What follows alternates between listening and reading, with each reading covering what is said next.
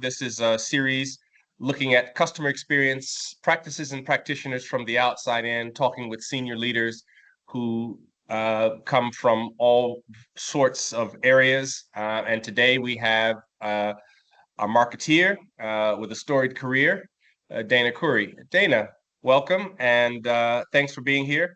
Can you just give us a profile of your background? Sure. First, thank you, Alpha, for having me. I spent 22 years with Pepsico in marketing, and I've covered most of the brands at PepsiCo, from snacks to beverages to soft drinks. And it was mainly in marketing across the Middle East region. And then I moved from FMCG to retail, and I joined Majid AL Futtaim as VP marketing for Carrefour hypermarkets or supermarkets. So again, it was across the region. The experience with retail was quite different, moving from FMCG. And when we talk CX, I'm going to do some comparison between FMCG, the field of FMCG, and the field of retail. Completely different. We look at customers in a holistic way when we're working in retail, and that was enlightening for me. And we don't look at just one brand in the store. So that was an amazing experience. And and that's basically it.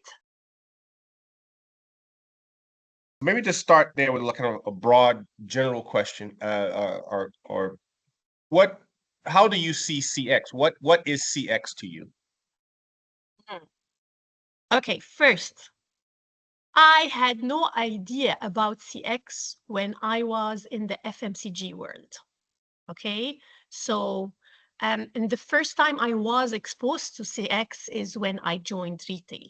And the first aha moment for me when I was introduced to CX is how different it is, how different customer experience is from customer service. Because for somebody who doesn't know CX, the first thing they'll assume is, oh, CX is all about customer service. It's post-purchase service. It's, how you handle the clients. We never understood really what CX meant. When I learned about CX through the trainings I had at Majid AL Futtaim, I realized how critical it is as part of the customer journey. I mean, it's all about the customer journey, right? It's understanding the customer journey from the minute there is awareness of your product or service up to the post-purchase and the repeat purchase. And without customer experience, marketing cannot do much. They can raise awareness, they can develop campaigns, they can do and talk about a lot of things. But if there's nobody underneath checking how that customer is going through, whether it's online or physical, how they're interacting with your brand and looking at every touch point, then all your communication is useless, totally useless. Mm-hmm. And that's what I Mm-hmm. learned. So CX for me is very important. I feel CX and marketing are like a marriage, right? They have to work hand in hand. Mm-hmm. And maybe that's why certain marketeers, don't like the CX team a lot if they are a separate entity, because if they're working in silos, then there will be clashes. They need to work hand in hand. I saw big initiatives, CX initiatives, that were designed without our input and that were imposed. And this is where I had issues, where is this coming from and why?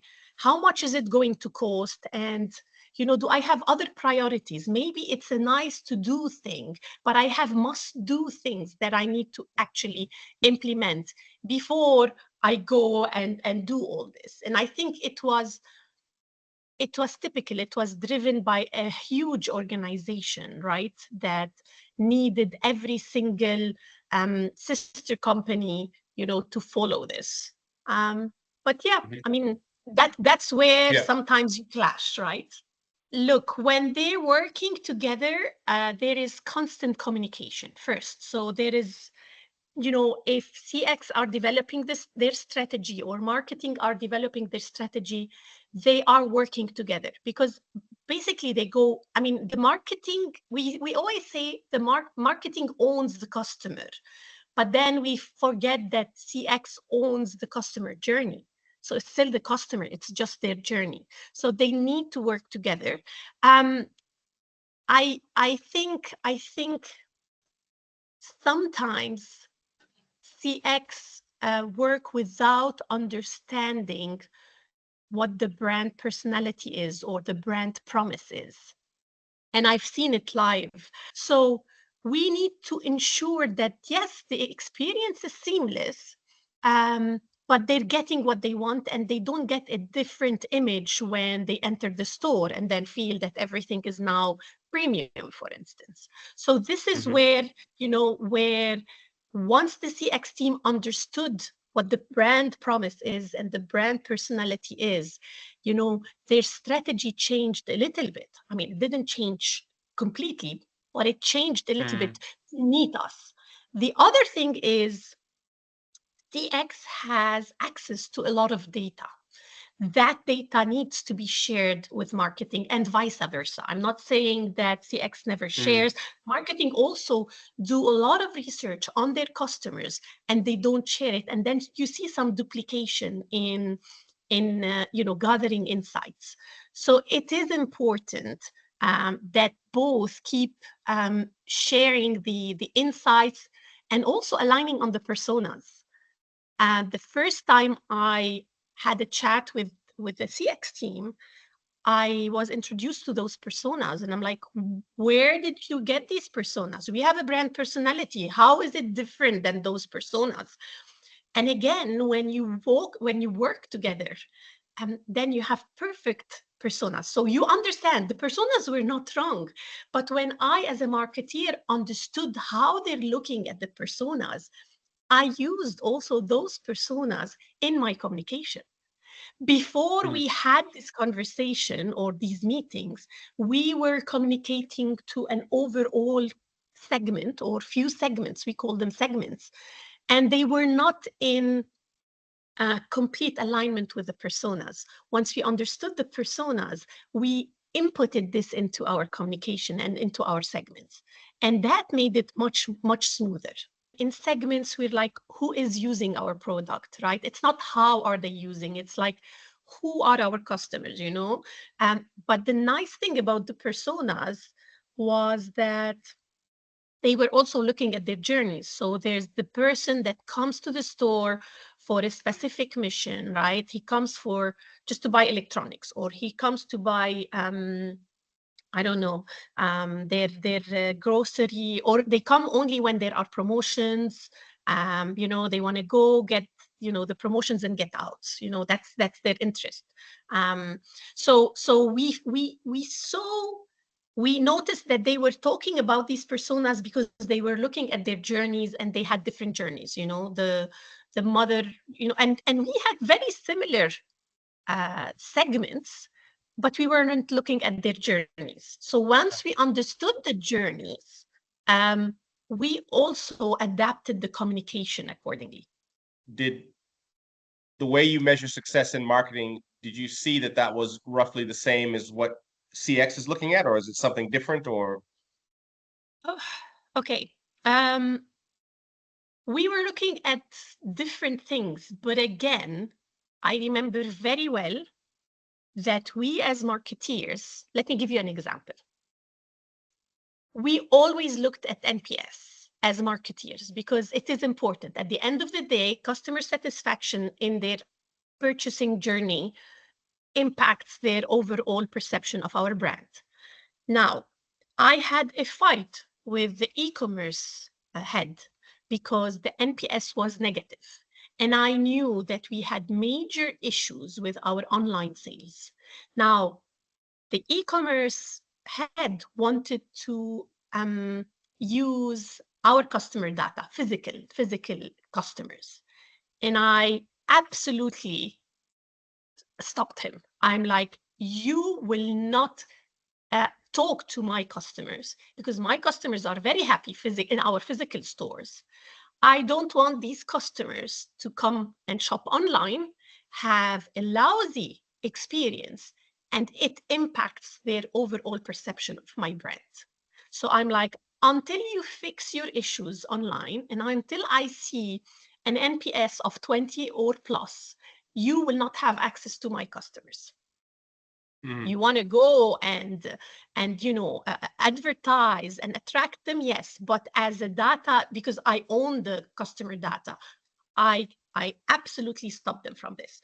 So basically, yes, we do look at certain KPIs, but the CX KPIs are also very important. Again, it's integrated. Now, we as the retail, we had an advantage. CX was part of marketing. CX were reporting to the CMO.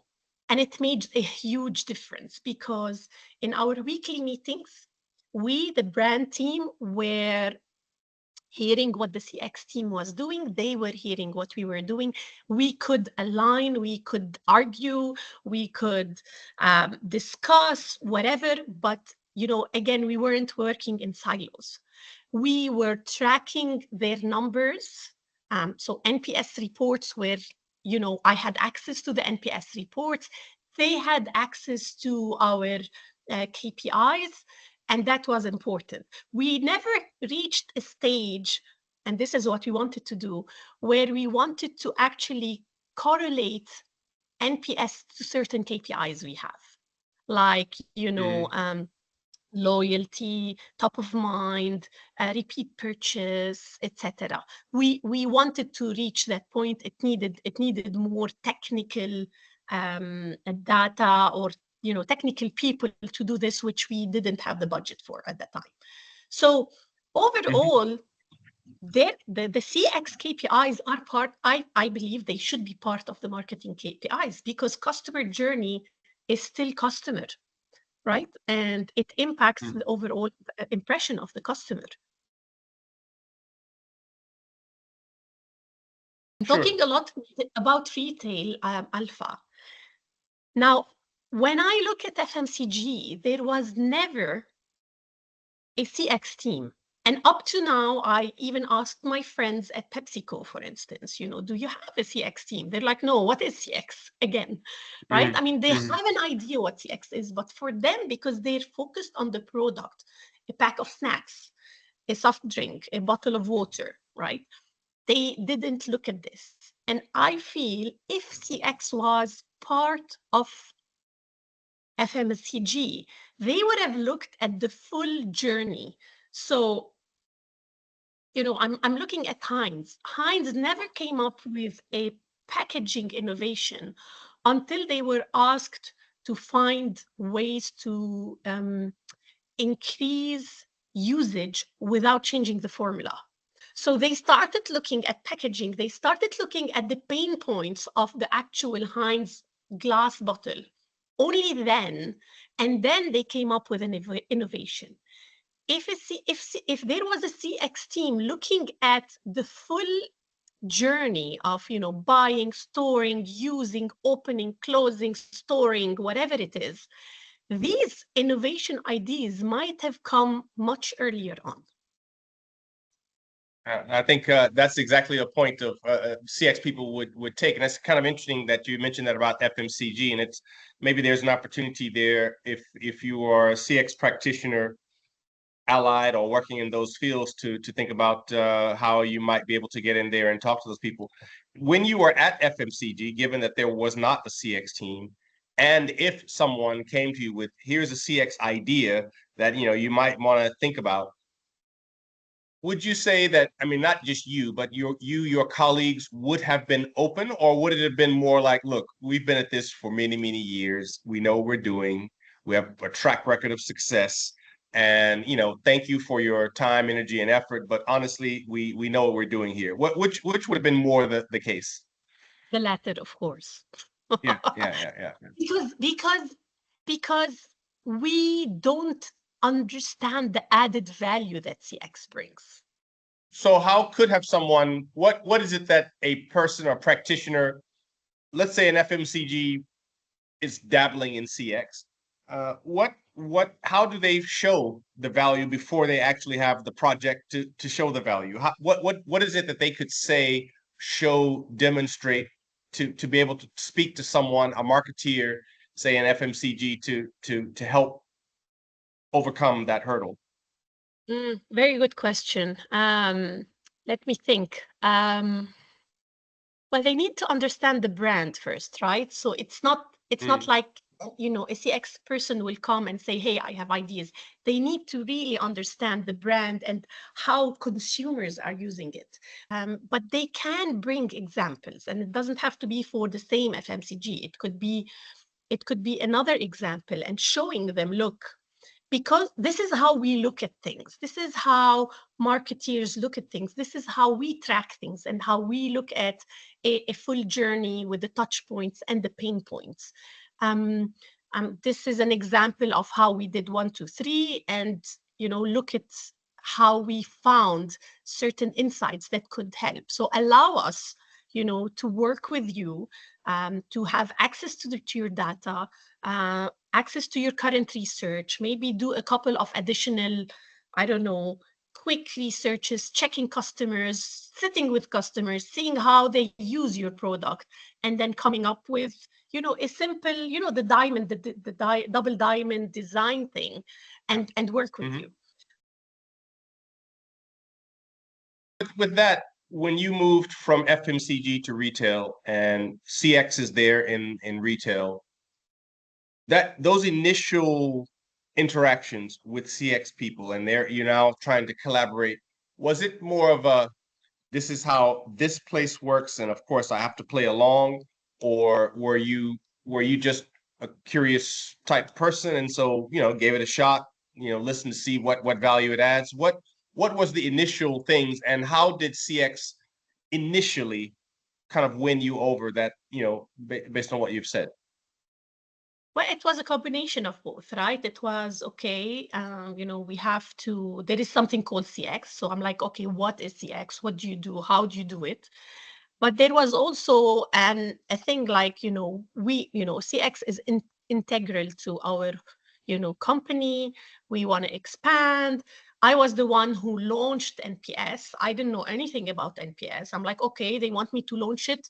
Let's work on launching it. While we were launching it, I started learning and seeing very nice examples. For instance, because NPS was launched in the UAE before I joined, I started speaking to the UAE team and noticing how they were gathering insights and how they were fixing very small issues that made a huge impact on customers. And that's why I started believing in the added value of CX. So it's a combination of both. Yes, it's not like, I have to do it just because, I'm asked to do it. I was curious, and I started, while doing it, I started seeing some advantages. I've had the must-haves that came from CX, especially with our, like our online portal, and the issues we saved, and we faced. It was all must do now. Even some small things came from NPS, and they were very important even in the physical stores. You mentioned also the organization in retail, that all of you, CX team, marketing team, reporting to the, I guess, chief marketing officer. I also know at the same company at holding level, they have changed the name. What used to be the chief marketing officer is now the chief customer officer. In many or some companies, this movement of renaming and possibly changing the job of a chief marketing officer to a chief customer officer is something that seems to be on the rise. So first of all, let me ask you, does it make a difference, or is it just a labeling difference? And if it does make a difference, what is the difference? What are they trying to say with this movement from CMO to CCO? Yeah. No, I think it's the right move, and I love it, because remember I said marketing owns the customer. If you own the customer, you need to own the customer journey. You can't just say, I own the customer communication, the brand communication, and forget about the journey. So I think that's why the shift, it's you need to look at the customer holistically.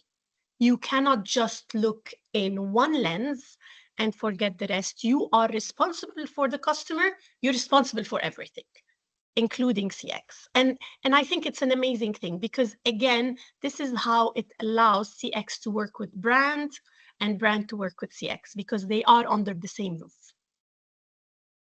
And Great. again, Alpha, I remember there was major duplication of efforts when they were working separately. And then, when we realized that they had access to this data and we were going and asking research agency to get us this data, we were like, we're why are we doing this? The data is already accessible to us, right? So it helps a lot. Many CX people actually come out of marketing. If you look at, CX is still a relatively new field compared to some other functions, and I think if you probably looked at a large portion of CX people, their career, they really were marketeers, and then they moved into CX. So in that sense, I think you have a lot of people who do understand marketing from that point of view. But it's interesting to take. I mean, but not all CX people do come from marketing. So anyway, maybe that's an unknown. I don't I know I actually I never thought of it, and I should have asked them because you need to also see what they lack of, if there's a lack of understanding, you have to make it clearer, because then it makes the relationship smoother once they understand what we do, where the added value is, because if I mean, the work of CX is very crucial to the communication. I remember, we wanted to change the brand positioning, and the CX head came and told us, do not change that until we fix major issues. Otherwise, you're promising something that you can't deliver on. And that was, they understood what we were doing, right? I mean, or at least she understood what we were doing.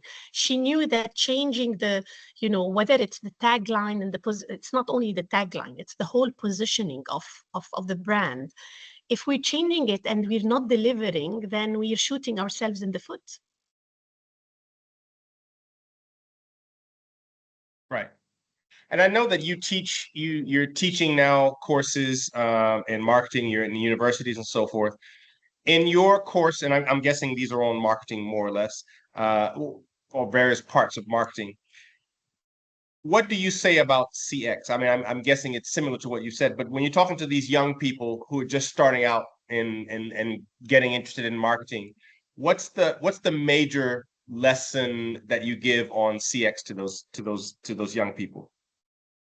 Well, I love how I learned about CX. So that's how I always do it. So the first thing when we talk marketing and then we talk about customer and customer satisfaction, the first thing I put on my slide is what's the difference between customer service and customer experience. And I never get a right answer because they have no idea. They know what customer service is because they've interacted with brands, sales, and they went to customer service, but they don't know what CX is. And this is where I bring what CX is in a very concise way, but I explain to them how integral it is to the overall customer satisfaction. That if you don't understand the customer journey, if you don't understand where the customer has issues or pain points, then you can do whatever campaigns you want, however amazing campaigns you want. At the end of the day, you're going to lose customers. So yeah, this is how I introduce CX. Is there anything that you think CX people kind of, I don't know if they get wrong, but they need to improve on? Well, what are areas they need to improve on? from my experience and from the few people I've worked with, I think CX need to understand what the brand is, and what is a brand, what your brand personality is, what your brand promise is. Because if they work without knowing this, and this is what I faced at a certain point where they wanted to make Carrefour as an Italy, then there's a major problem. That's one.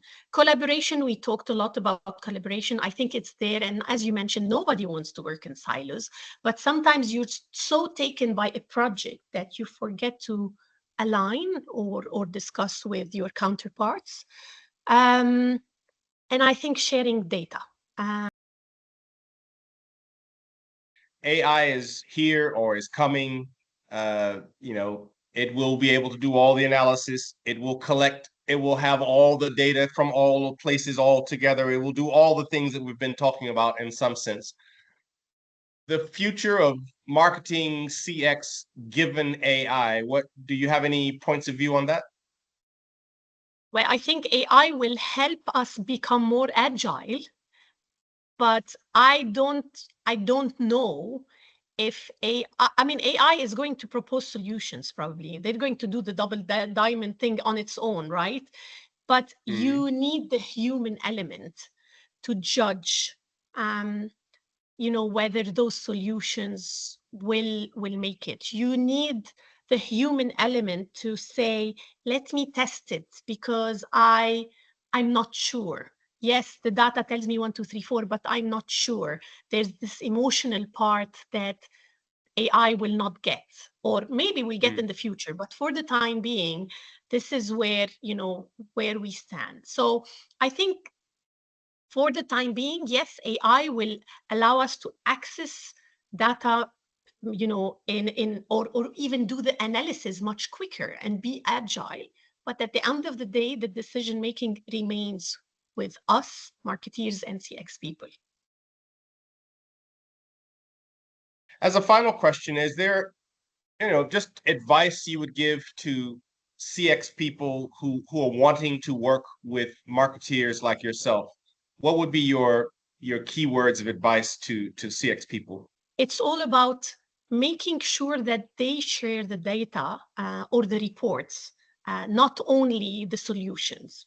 But it's all about collaboration. And I think, again, the fact that they changed CMOs to become CCOs makes a huge difference. It's actually taking all this into account. I think also CX need to do a better job in selling the added value they bring.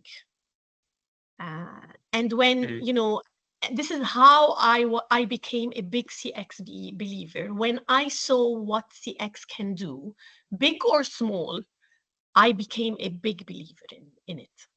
That's been very insightful, and I really appreciate the time, and thanks so much. Pleasure, Alpha. Always lovely to discuss things like this with you.